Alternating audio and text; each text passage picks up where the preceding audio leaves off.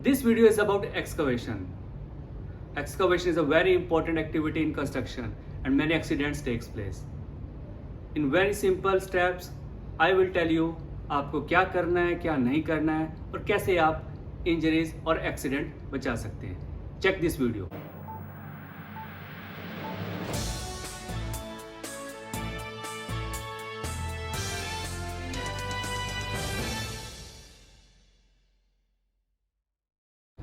Excavation क्या है? जब भी हम कंस्ट्रक्शन साइट पे कोई कंस्ट्रक्शन करते हैं तो बिल्डिंग बनाने से पहले जब भी हम मिट्टी को बाहर निकालते हैं, वहाँ पे गड्ढा करते हैं, बिल्कुल सिंपल टर्म्स में उसको हम एक्सकवेशन बोलते हैं. कई बार हम इसको ट्रेंच भी बोलते हैं. ट्रेंच का मतलब होता है कि जिसकी लेंथ ज़्यादा हो और उसकी विड्थ कम हो और डेप्थ बहुत ज़्यादा हो, उसको एक्सकवेशन में ट्रेंच वर्ड भी बोलते हैं. सबसे पहला इंपॉर्टेंट पार्ट, एक्सकवेशन करने के लिए जिस जगह की हमें खुदाई करनी है, जहाँ की हमें मिट्टी बाहर निकालनी है, वहाँ पे नीचे पाइपलाइन हो सकती है, पानी की, गैस की, ऑयल की, किसी भी चीज़ की, इलेक्ट्रिकल केबल हो सकती है. तो हमें पता होना चाहिए कि जहाँ हमें एक्सकवेशन करनी है वहाँ पे नीचे कौन कौन सी लाइंस, पाइपलाइंस या इलेक्ट्रिकल केबल्स जाती हैं. उसके लिए आपको लेआउट प्लांट का या साइट का आपके पास होना चाहिए. जब आपको ये पता चल गया नीचे क्या है, सेकेंड इंपॉर्टेंट पार्ट, एक्सकवेशन आपको करनी है. एक्सकवेशन करने के लिए आपको जो इक्विपमेंट चाहिए, एक्सकवेटर चाहिए, उसका चेक, उसकी कंडीशन सही है कि नहीं है, उसकी हेल्थीनेस चेक करनी है. जो ड्राइवर उसको चला रहा है उसका हेल्थ चेकअप, उसका आई टेस्ट, वो ओके है क्या नहीं है.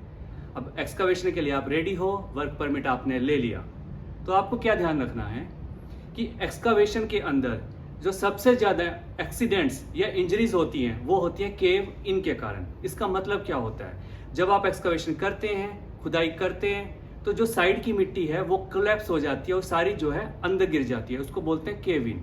ये सबसे बड़ा हैजर्ड है और सबसे ज़्यादा एक्सीडेंट जो है एक्सकवेशन में इसी के कारण होते हैं. इसको आप कैसे प्रिवेंट कर सकते हो?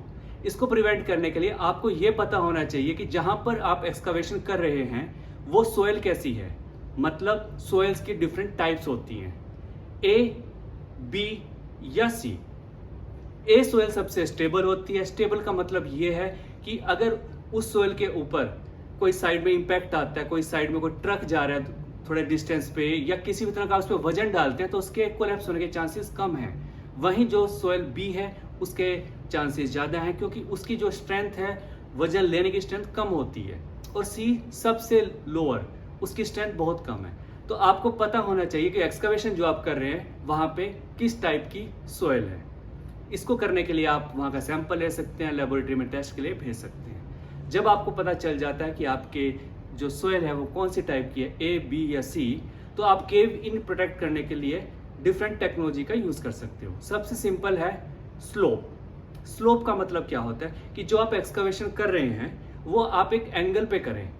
इसका मतलब अगर ऐसा है कि आपका स्लोप, ये जो मैं आपको दिखा रहा हूँ 90 डिग्री, इसका मतलब है जो आपने एक्सकवेशन करी है वो 90 डिग्री पे करी है.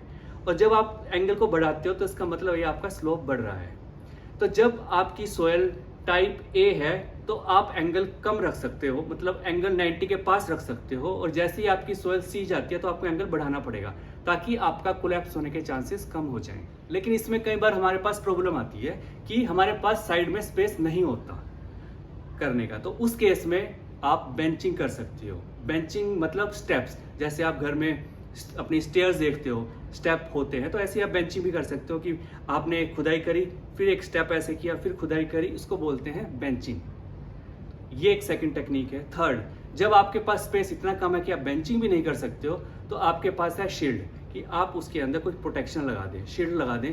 वो लकड़ी की भी हो सकती है, वो मेटल की भी हो सकती है. जनरली क्या होता है कि दो मेटल या वुड के बड़े बड़े बोर्ड्स होते हैं, उनको आप उसके बीच में ऐसे डाल देते हैं और वो बोर्ड्स ऐसे कोलैप्स ना हो, बीच में कोई लीवर या हाइड्रोलिक जैक लगा के उसको साइड में से कर देते हैं. तो आप ये भी कर सकते हो जिससे कि आपकी मिट्टी जो है कोलैप्स होके अंदर ना गिरे.